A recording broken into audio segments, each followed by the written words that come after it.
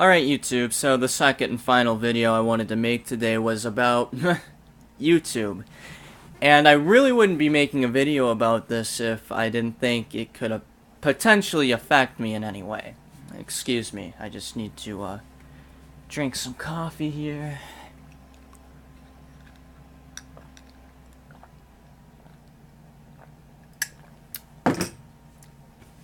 Sorry about that.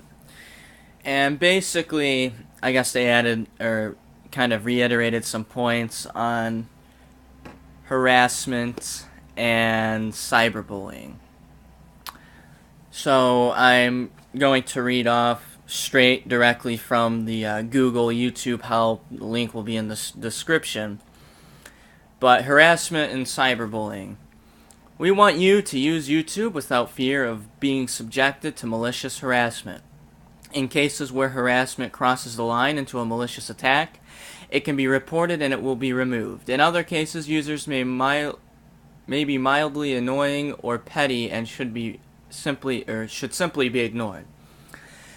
Harassment may include abusive videos, comments, messages, revealing someone's personal information. That's a dox drop. A little YouTube history for you if you're familiar with a figure named Brett Keane. He actually got kicked off of YouTube originally for doing that.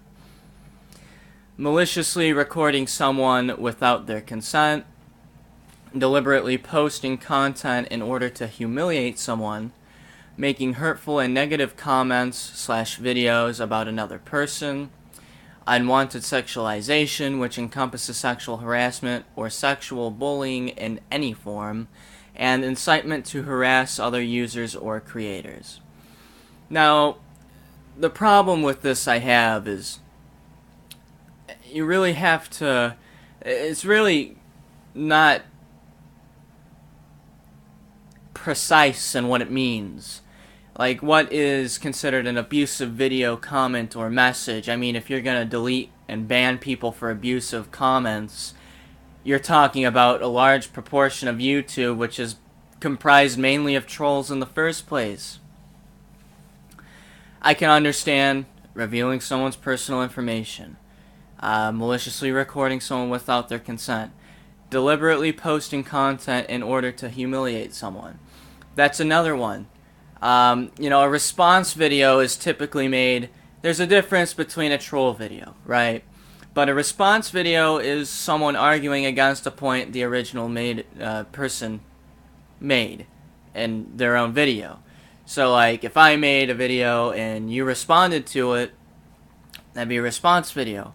But if I wasn't logical, I could skew this in a way to where I say it's humiliating to me.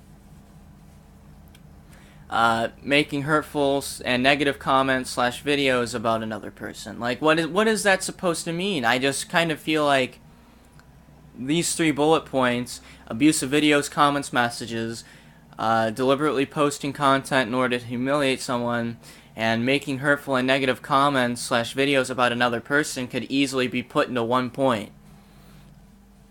And even then, it's still kind of a gray area. I mean, there's a difference between a type of response video I would make and a type of response video someone like Leafy is Here would make, and a type of response video someone like H3 Productions would make. 3 different types. I focus logically. H3 is more of like a comedy thing, but Leafy will lay into people. But also, does this fill into some type of political narrative? Could my channel be at jeopardy because I have a certain political stance? Onision, he's got like this crazy SJW type view politically, and that seems to be the current catered to political belief. So I say he arguably makes disgusting content. He makes things that could probably fit into some of these bullet points. But at the same time, he's also a cash cow for YouTube. And he also fills that political narrative up well. So really, this seems kind of like it would screw smaller channels such as myself over who talk about these type of things.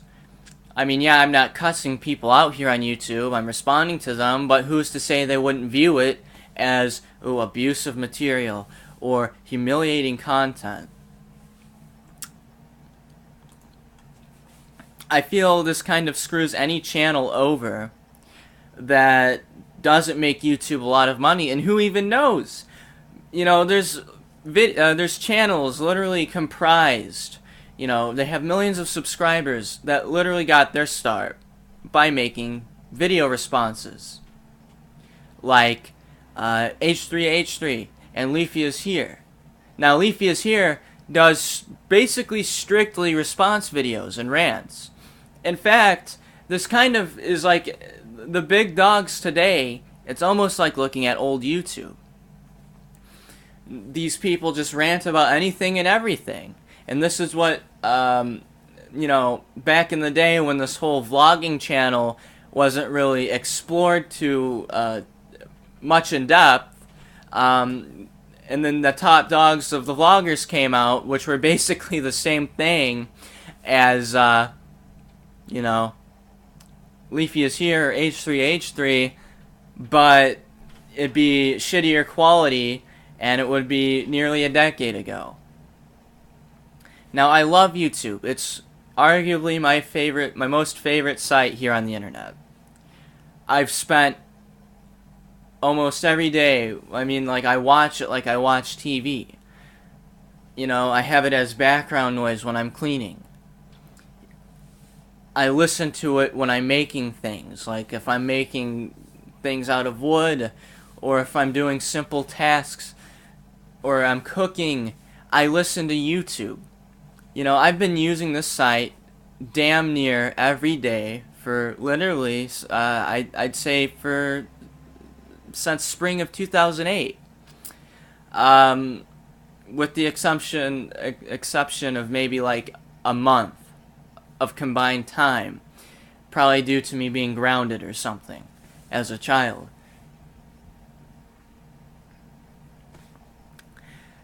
I started watching YouTube when I was 11 years old. I'm currently 19. In a few months, I'll be 20. And, you know, I have a lot of nostalgia, and I have a lot of fond memories. You know, I just remember it all. Everything that went down here.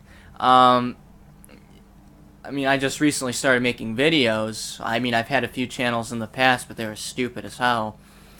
But, yeah, I mean, I love this site. And I think with this kind of non-fully fleshed out and lacking detail type bullet points here, I think it can cause room for abuse. Especially people who are larger. Especially people who often engage in video responses. I'd say Leafy is Here, Drunken Peasants Podcast, H3H3, a few others. Maybe even the Amazing Atheist main channel would actually, Warcorp 666. These are just a few YouTubers here.